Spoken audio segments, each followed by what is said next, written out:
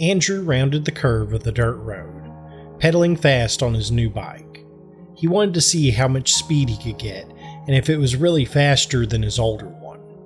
He had saved up for it over the summer, and he needed to prove to himself that it was worth the work. Going down a hill caused the air to rush by him, drowning out the sound of the woods. A slight smile grew on his face as the bike picked up speed. It was the last week of summer, which was certainly a bummer, but the cool evening air and the prospect of doing something exciting helped soften the blow.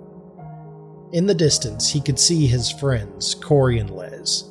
Well, friends was a placeholder term in his mind for those two. The only thing Andrew really had in common with them was his age, living in the same neighborhood, and wanting to break the rules to try something new. Sometimes Andrew was uncomfortable with what Corey and Liz found fun. Last week, they thought it'd be funny to set Mr. Brown's new shed on fire. They laughed and howled from a distance as they watched that old man try to save his shed with a garden hose that was too short to reach the blaze. It was hard to change friends at the age of 13, but Andrew decided he was going to do his best at the start of the school year. "Look who finally decided to show up. You've been ignoring me for like a week, man," said Corey as Andrew pulled up. "I told you guys in the group chat that I had to stay at my dad's house. I just got back," replied Andrew. It came out a bit more defensive than he had intended. He had only stayed at his dad's place for a couple of days, not the entire week. Andrew really just wanted the break to figure things out. But then they started talking about exploring Dead Man's Ditch before the end of summer. And the most exciting part of all was that they would come out here at night. As uncertain as he was about his friendship with Corey and Liz, the desire to end his boredom was too strong of a pull. Andrew didn't want to spend the last few days of summer staring at his cell phone. In order to pull this off, they had to coordinate a lie so that their parents wouldn't know that they had snuck out. Andrew told his mom that he was staying with Corey tonight, and Corey told his parents that he was staying the night at Andrew's place. Liz's parents seemed to be completely unconcerned with what she did each day. It was strange that they never asked any questions, but it made her a fun person to be around.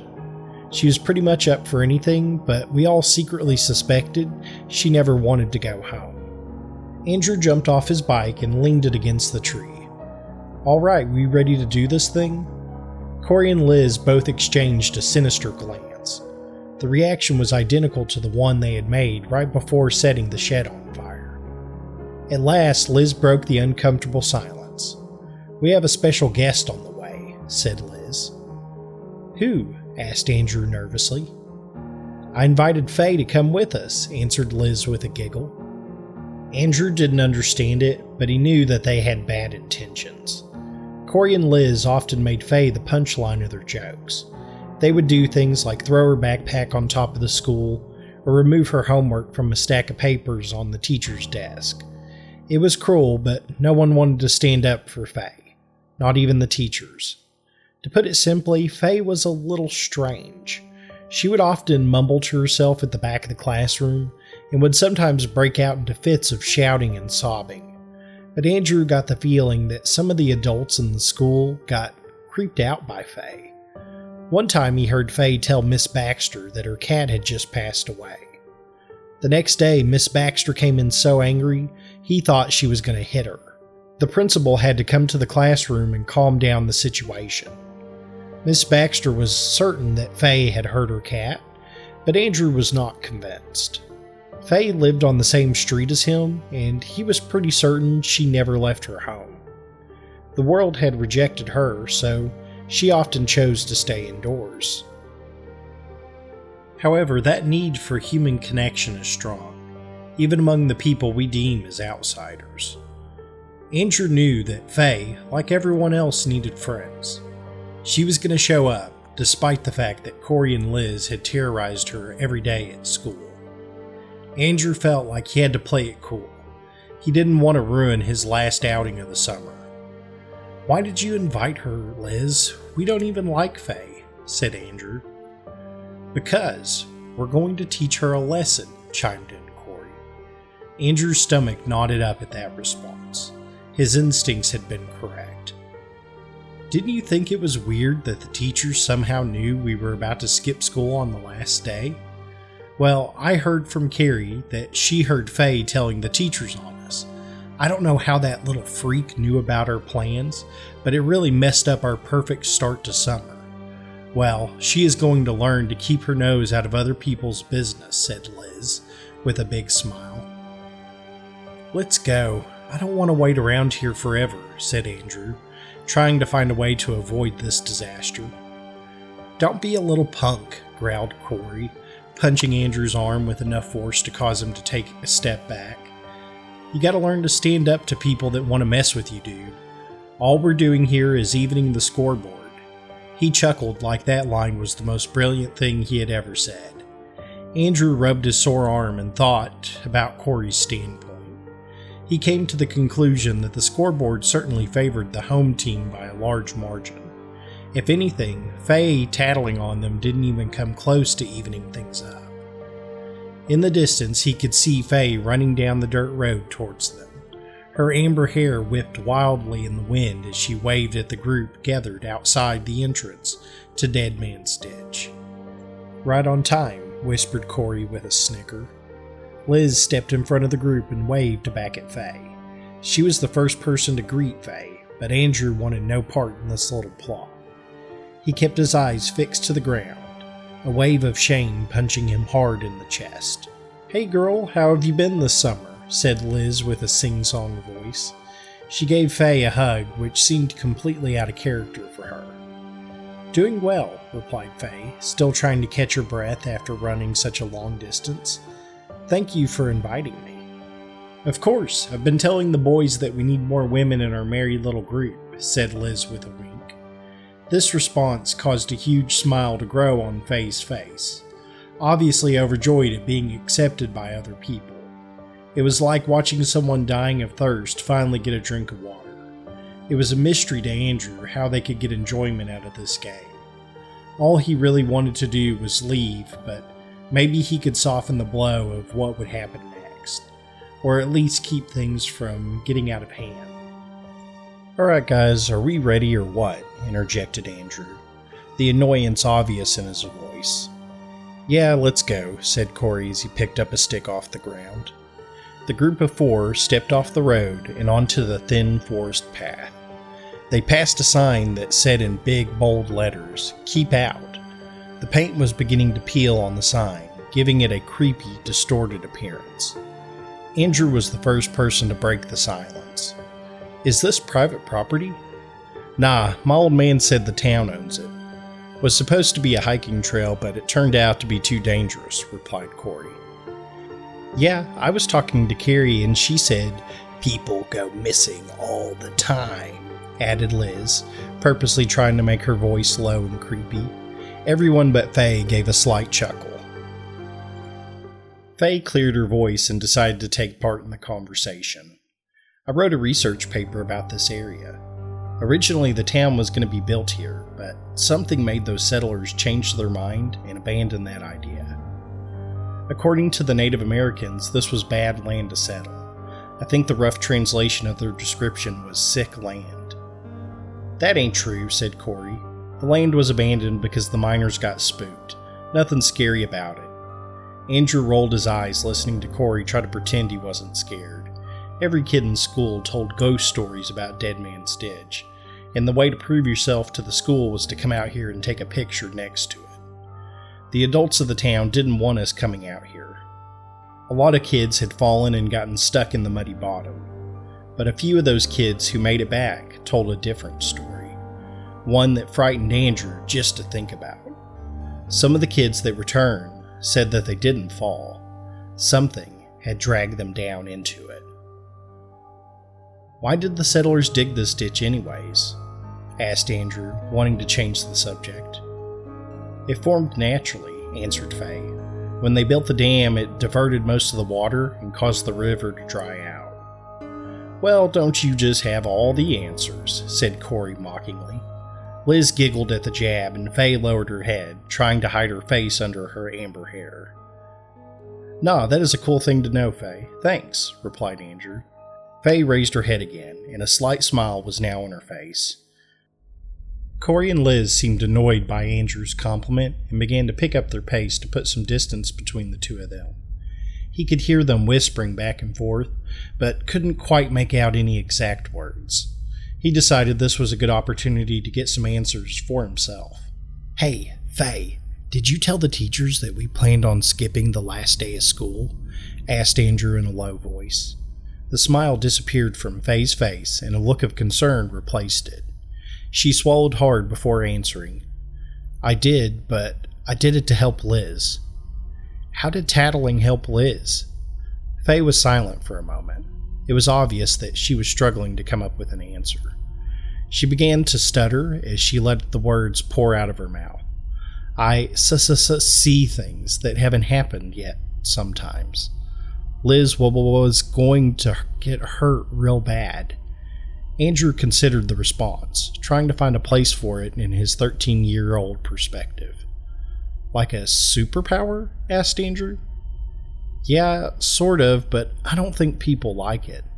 My mom told me that people don't like what they don't understand, and a gift like that creates questions they don't want to ask. She said it was best that I didn't tell anyone about it." Andrew wondered if it was possible to know about things before they had happened. Faye did seem to know about their plan to skip school, and they had been careful not to tell anyone. "Well, next time just tell me. I would have listened to what you had to say." Faye nodded at Andrew, and they continued walking down the path to Dead Man's Ditch. As the group rounded the bend of the trail, Corey was the first to spot it. In the middle of the woods was a van that had clearly been stuck for some time. Surprisingly, the glass was still intact, but pockets of rust had started to take hold of a couple of spots. Jumping into the driver's seat, Corey tried to move the steering wheel, but found it no longer functioned. The seats in the back of the van had started to degrade as well, with springs sticking out at random spots. "Why the hell is this van out here?" said Liz. Andrew shrugged. "I heard some people from the high school like to hang out here too. Guess it got stuck in the mud and they left it?" Corey jumped out and laughed. "Yeah, I'd leave this dumpster in the woods too." Reaching out her hand and touching the van, Faye let out a slight whimper. She looked back and forth like her head was tracking the movement of something no one else could see. "It is starting to get dark. Maybe we should head back," said Faye. "What? We're about to be at the ditch," replied Corey. He crossed his arms and leaned against the van, doing his best to look unimpressed. "I thought you were cool," said Liz. "Guess you can't hang out with us." Andrew could tell Faye was really considering her options. Something about the van freaked her out, but Liz's words had cut deep. This was the first time she'd hung out with people her own age in years. "Okay, I can stay a bit longer," said Faye defeatedly. Corey and Liz both cheered as they continued down the path to Dead Man's Ditch, but Andrew was not as thrilled as the rest of the gang. He knew about Faye's ability. He had even seen her use it with Miss Baxter, and if Faye was scared, then maybe they should be scared as well. He suddenly snapped out of his trance as he saw Faye walk up to him. She clutched his hand tightly and looked at him with a serious gaze that he had only seen from teachers and his parents. "Did you mean what you said?" asked Faye. "Mean what?" That you would listen to me if I told you about something that could happen." Andrew nodded his head in response.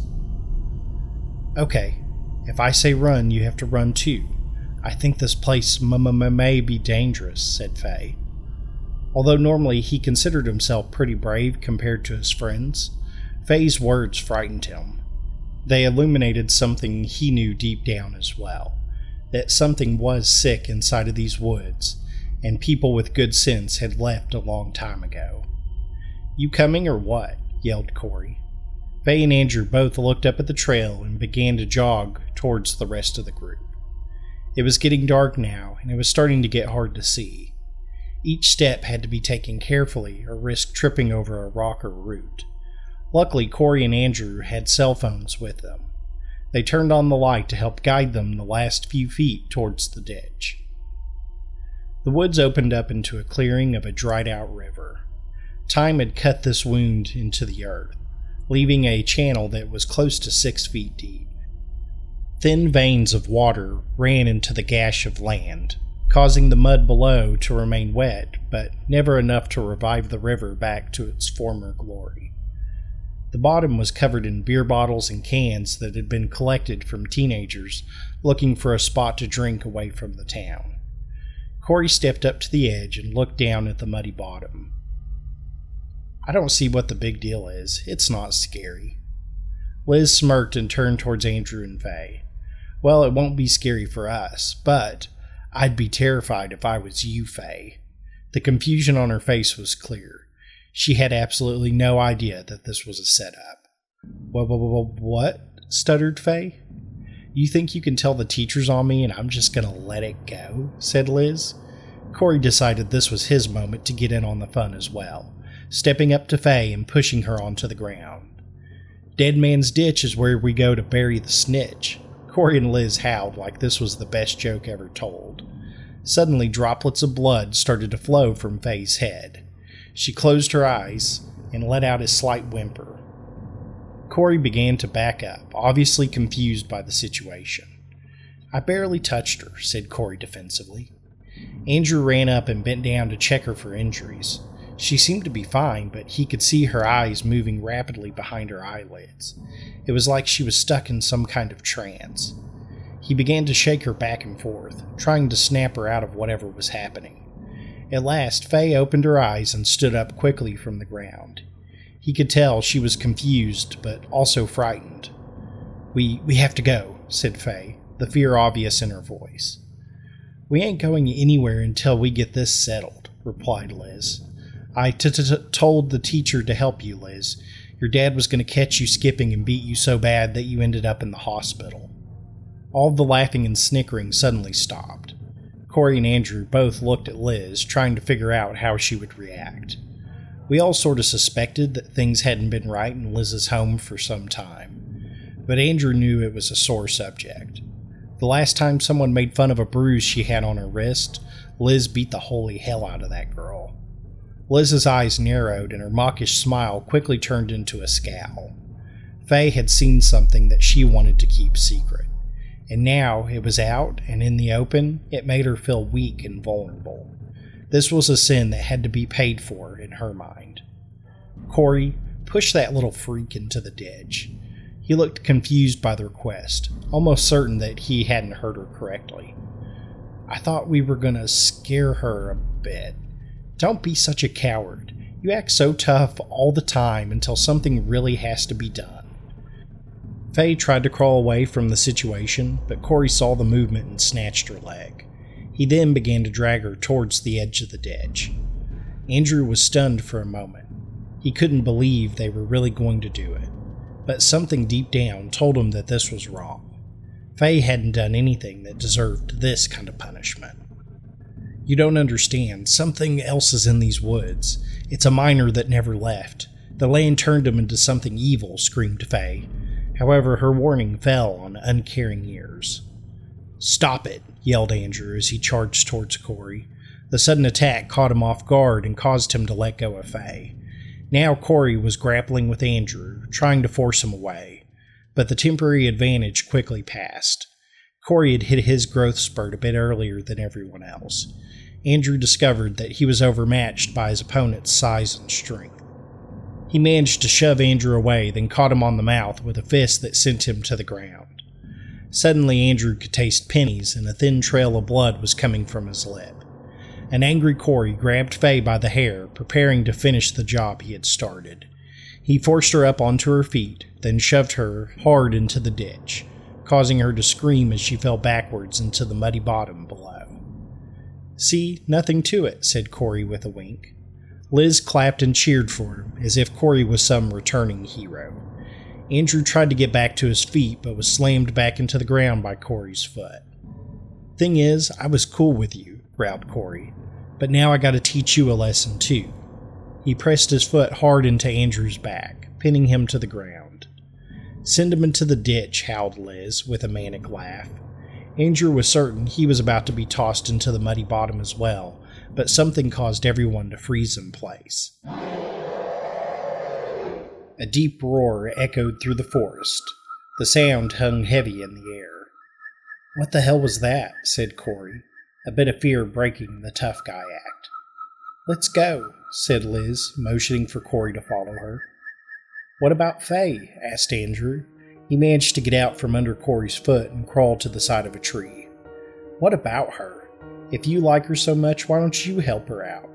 And with those words, Corey and Liz took off down the trail, but Andrew noticed they took the wrong path. He decided this was a good thing. He didn't want to run into them on the way out.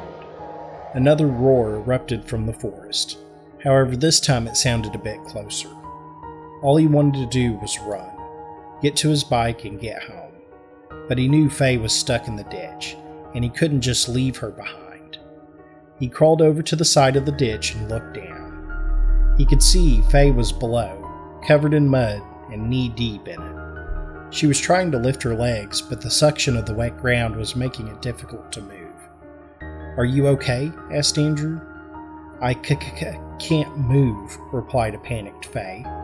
He looked around for something he could use to pull her out, but the only thing he could find was a hiking stick and a couple of large, flat stones.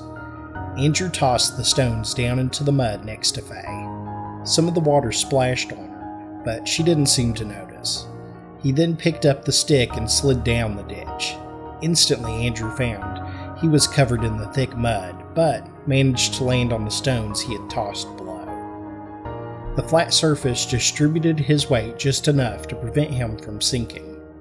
He then stuck the stick into the side of the ditch wall and used it to keep himself balanced. Using his other hand to grasp Faye's arm, he attempted to pull her up. Slowly, she began to get to her feet, free from the sinking soil, and got one hand on a stone. Andrew grabbed her shirt and pulled her with all of his might to try to bring her up to him. Suddenly, she was free, and the two of them crashed into the side of the muddy ditch.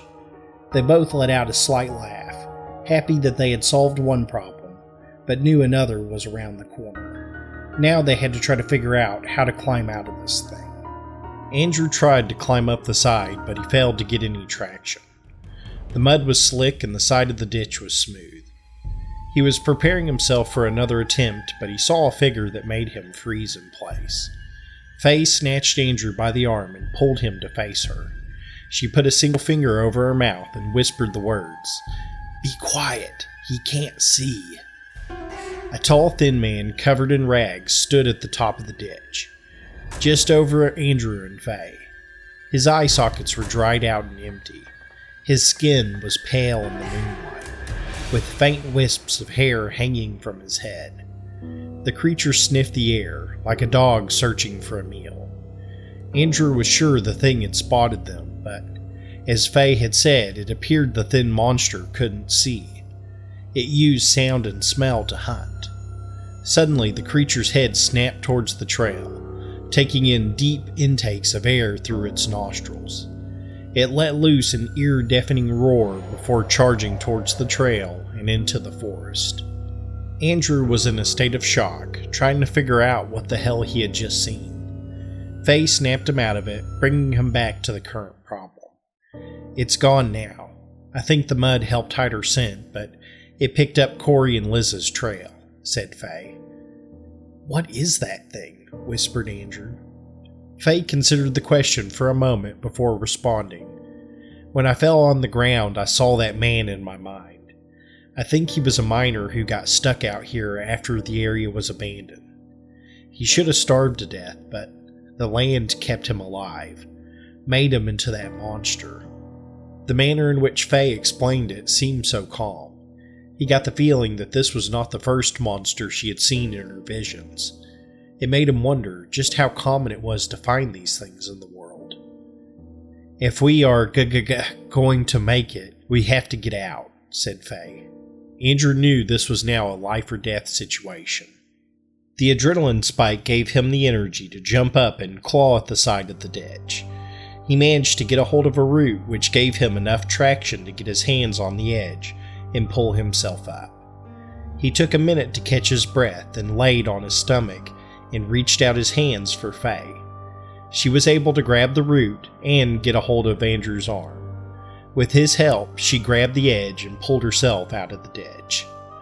They both laid on the ground, covered in mud and winded, but at last free from the sinking soil. It was a small victory, but now the real test was going to begin. They had to avoid the monster that hunted the woods of Dead Man's Ditch. Faye and Andrew began the trek back to the main trail. Andrew turned on his phone's flashlight to help him see the path.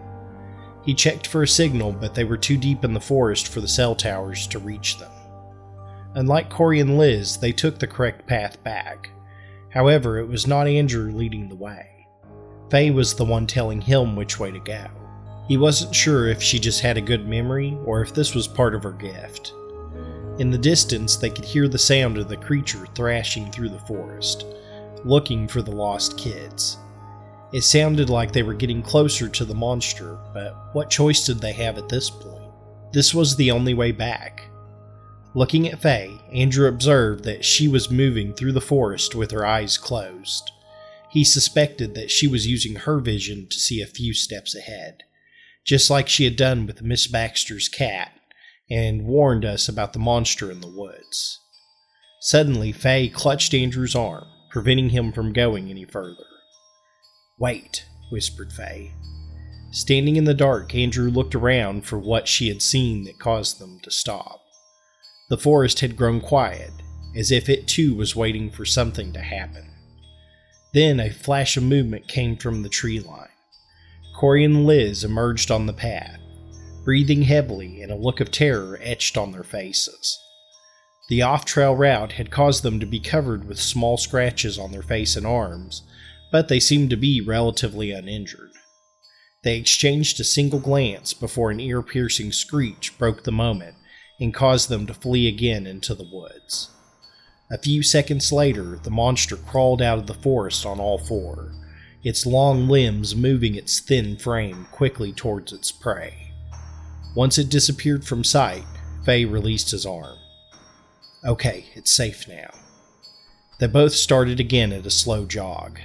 Climbing out of the ditch had taken a physical toll. Andrew doubted that they could outrun that creature that hunted the woods at this point. It was lucky that Corey and Liz seemed to be keeping the thing distracted for now. Although he knew Corey and Liz were in trouble, he didn't have room for those thoughts in his mind. All Andrew could think about was his own survival and Faye's. After a few minutes of running, they at last spotted a landmark he could remember seeing. The rusted van set in the middle of the woods, its reason for being here a bit more obvious now. Andrew was relieved to see it. That meant the road home was near. Now all they had to do was make it a bit further. They could jump on his bike and get out of here. He wondered if he could outrun the creature on his bike, but the way home was slightly uphill. He hoped he wouldn't have to learn the answer. Picking up his speed, Andrew went past the van and onto the thin trail that would take them to the road. He noticed Faye was not following him. Instead, she stood next to the van, fixated on the rusted vehicle. "We are almost out. Let's go," said Andrew. Faye shook her head and answered, "We won't make it." The response caused a wave of panic to pass over him. What did she know that he didn't? "But the road is so close. We can make it." Faye opened the door to the van and jumped inside. All of his instincts screamed at him to flee, that the road to safety was so near. But a single thought kept him from abandoning his new friend. A very adult thought for someone at the age of 13. That he had some blame to accept for what was happening. The guilt he felt was nearly overwhelming at the moment. Not for Corey and Liz. They made their choices. Andrew felt he should have done more to warn Faye, and now he was considering abandoning her and making a run for it. Instead, he turned around and jumped into the van with Faye. Faye gave him a big smile when he came inside. Clearly, she was unsure if he would continue to follow her. He suspected her vision didn't allow her to view every single detail of what would happen next, that people's choices could change the way that things would happen. "Can you see what will happen next?" Faye shrugged, pushing her hair out of her face. "Sometimes what I see gets fuzzy. It's like watching a movie that slowly changes into a new one. What we have done has changed things, and I think it takes time to catch up. All I know for sure is if we continue down that path, the miner catches us on your bike. Hiding makes my sight fuzzy, which means what happens next is uncertain. Andrew closed the door to the van and locked it. Then let's wait it out, replied Andrew.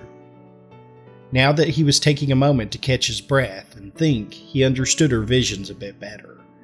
She didn't have perfect control over it, and it sounded like Faye didn't always get to pick what she saw. It may have been why she didn't know Corey and Liz had it out for her. Hey, sorry I didn't tell you about Corey and Liz. They kinda suck. Yeah, but thanks for not leaving me in the ditch. Faye looked down at the rusted floor of the van, kicking her legs out. Are we still going to be friends if we get out of here? Oh yeah, you're like a superhero. We're a team now. Andrew held his fist up to Faye, clearly waiting for her to do something. Faye looked at his hand, confused about what was expected next. Bump it, said Andrew. Faye brought up her fist and touched it against his hand. Andrew then pulled his hand back and made a mawkish explosion sound. This caused the tension to leave the air, and Faye let out a slight giggle. Suddenly, the world felt a little less scary. Then, Andrew saw a sight that caused his heart to sink into his stomach. Corey was running up to the van. He looked like he had been through hell, but was not hurt. Corey slammed into the side of the door, and he immediately locked eyes with Andrew. Open the door, yelled Corey. His voice was angry and demanding. He pulled hard on the latch, but the lock was keeping the door firmly in place. Andrew began to reach for the lock, but his hand was caught on something. Looking down, he could see Faye was stopping him from opening the door. You can't. I know he's a jerk, but shouldn't we help him? If we open the door, we die too, replied Faye. It's already got Liz, and now it'll take Corey too. As soon as she finished speaking, the creature's hand suddenly shot up from under the van and grabbed Corey. Andrew had to fight back the urge to scream. Tears began to build up around his eyes. Please, pleaded Corey, but Andrew knew he was beyond help now. In one swift motion, Corey was dragged to the ground, firmly clutched by the monster's sick, long arms. It let out a roar of victory, then dragged Corey away into the tree line. And just as quickly as the chaos had started, the forest had returned to an eerie silence. It's distracted now. Here is our chance, said Faye. She unlocked the door and jumped out of the van, looking around the forest tree line. He wanted to move, but Andrew was frozen in place by fear. He had to watch Corey get dragged away out of nowhere. No warning, no explanation, just suddenly gone. Andrew feared that could be him at any moment. We only make it out if you leave. You gotta trust me, pleaded Faye. He was scared to death, but he knew she was right. He nodded his head and crawled out of the van and back into the wild world. Faye gave him a somewhat awkward thumbs up, then motioned for him to follow her. Andrew and Faye took off towards the trail. The short rest helped restore some of their energy, allowing them to run at a sprint. The trees whipped past him in a blur, and the only thing he could focus on was his feet and keeping the phone flashlight in front of him. Andrew was certain that those long arms would reach out for him any second, grabbing and dragging him away like Corey. But each step forward gave him a bit more hope, that they would make it out of the forest alive. After what felt like forever, Faye and Andrew spotted the dirt road home. This was it. They had actually made it out and escaped that thing in the woods. Andrew grabbed his bike off of the ground and they began to run up the hill of the road. They were both tired, but the more distance they could put between them and Dead Man's Ditch, the better. Reaching the top, they both nearly fell over from the run. Neither of them could say a word for a few minutes. The only thing they could do was take in as much air as possible. Andrew's lungs burned from the activity. This was the longest he had ever ran in his life. Finally, Andrew was able to spit out a few words. I never want to go into that forest again. Faye nodded her head, unable to speak but agreeing with the thought. "Think you can jump on the back of my bike and we can ride home?" asked Andrew. Faye nodded her head, still taking in deep, ragged breaths of air, and unable to speak. They both jumped onto Andrew's bike and began to pedal away from the woods. It was taking a lot more effort to gain momentum with two people on the bike, but Andrew knew the hill was just around the corner. Finally, Faye had caught enough of her wind back that she was able to speak again. "You have to make it to the crossroads."